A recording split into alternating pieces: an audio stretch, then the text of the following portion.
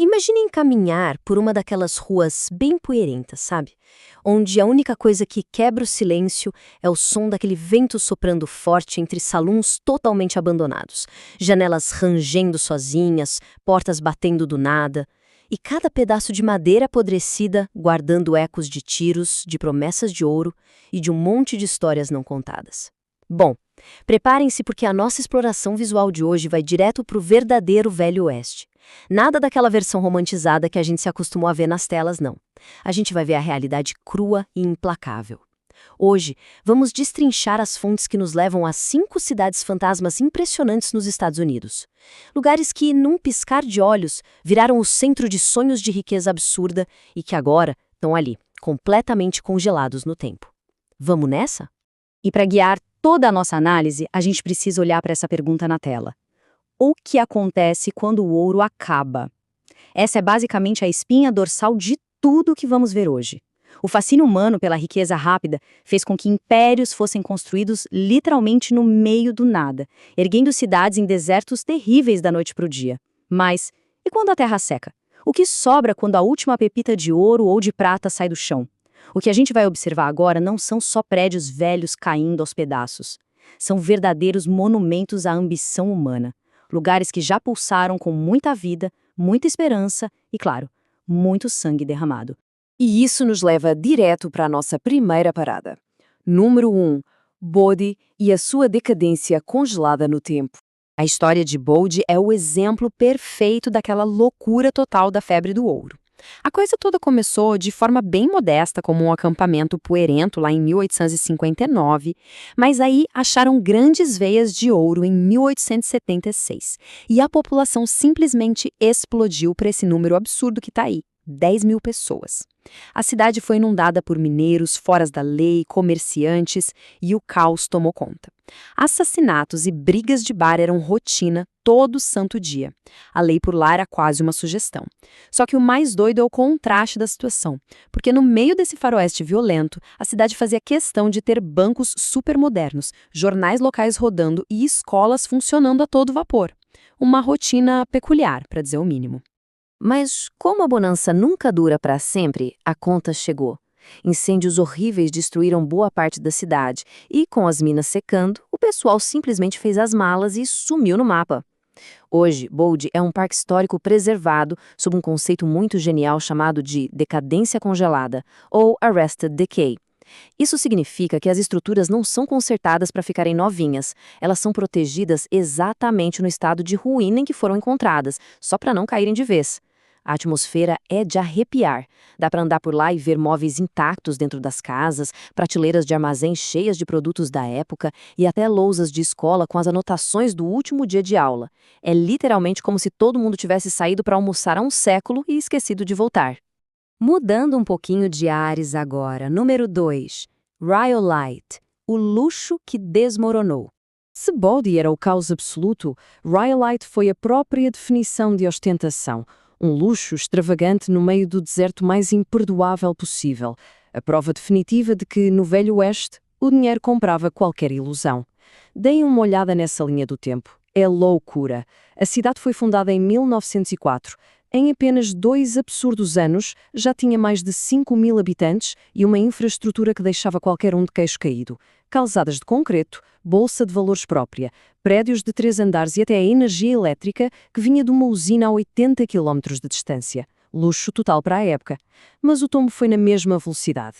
Veio o pânico financeiro de 1907, as minas pararam de dar lucro e o dinheiro evaporou. O resultado? Em 1920, meros 13 anos depois daquele auge gigantesco, Rhyolite já era oficialmente uma cidade fantasma. E o que sobrou de toda essa extravagância sem freio? Bom, ruínas e algumas das coisas mais excêntricas de todo o Oeste. Tem a famosa Bottle House, que é uma casa inteirinha construída com mais de 50 mil garrafas de vidro. Um baita exemplo de criatividade no isolamento. E tem mais, ali pertinho, artistas modernos aproveitaram essa vibe sombria do deserto para criar um museu a céu aberto. Eles instalaram esculturas fantasmagóricas incríveis, incluindo uma versão em tamanho real da Última Ceia. O objetivo ali era criar algo realmente chamativo que prenda a atenção do público público e funcionou de forma brilhante. Deu uma sobrevida turística enorme para a região, misturando todo aquele delírio de riqueza do passado com o surrealismo da arte moderna. Saindo do calor do deserto e subindo para o frio das montanhas rochosas do Colorado, número 3, San Telmo e os seus fantasmas. Essa cidade foi fundada em 1880 e virou um polo riquíssimo de extração de ouro e principalmente de prata. Mas, diferente das nossas paradas anteriores, San Telmo não sofreu um colapso repentino por causa de um incêndio catastrófico ou de uma crise na bolsa.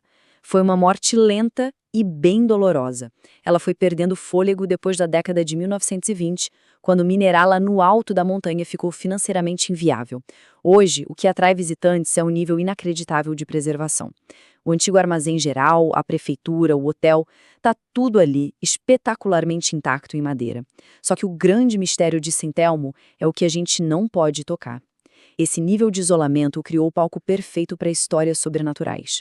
A lenda mais sinistra é a da Annabelle, o espírito de uma moradora que, segundo os relatos locais, ainda vaga pelos corredores gelados da antiga pousada, espiando pelas janelas, sempre esperando um trem e uma multidão que, infelizmente, nunca mais vão chegar.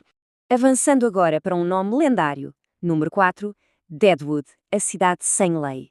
A história aqui vai direto para o topo do panteão do Velho Oeste. Ela foi fundada de forma totalmente ilegal em 1876, durante a Corrida do Ouro, no meio do território indígena de Black Hills. Ou seja, funcionava 100% fora da jurisdição do governo americano. Era o verdadeiro paraíso da ilegalidade. E, onde sobra ouro e falta lei, as lendas inevitavelmente nascem da violência. Figuras históricas de peso como Calamity Jane e Seth Bullock moravam lá. Mas o evento mais macabro aconteceu numa simples mesa de pôquer. O famosíssimo pistoleiro Wild Bill Hickok tomou um tiro covarde pelas costas, dentro de um salão. E a lenda eternizou que no exato momento em que caiu morto, ele segurava essa exata combinação de cartas aí da tela, os ases e o oitos, que ficaram conhecidos no mundo inteiro como a mão do morto. Mas o grande pulo do gato é o que Deadwood se tornou hoje. Ao contrário de Bold ou Rhyolite, ela nunca chegou a ficar completamente vazia. De um acampamento ilegal e brutalmente violento no passado, ela conseguiu se transformar numa mistura fascinante de cidade viva e museu a céu aberto. Hoje em dia, milhares de pessoas caminham por salões restaurados, jogam em cassinos temáticos e visitam os túmulos desses mesmos foras da lei.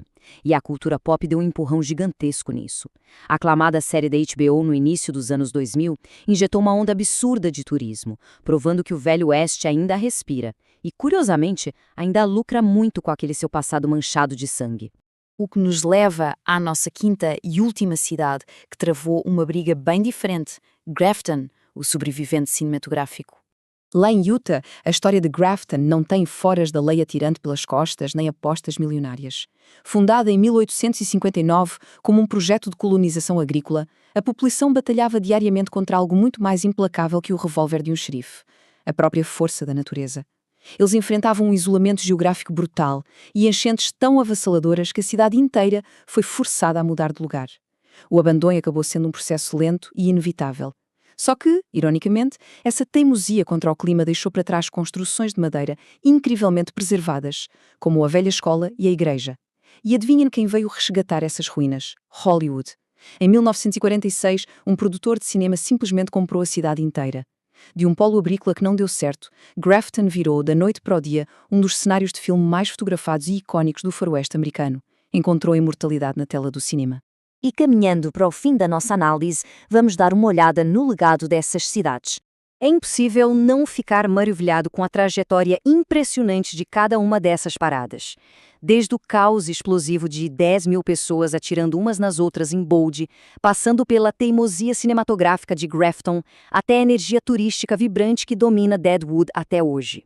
Esses lugares são muito mais do que madeira apodrecida, são cápsulas do tempo imaculadas. Elas mostram exatamente até onde o ser humano estava disposto a ir por uma simples promessa de prosperidade. E isso nos deixa com um pensamento final muito provocativo.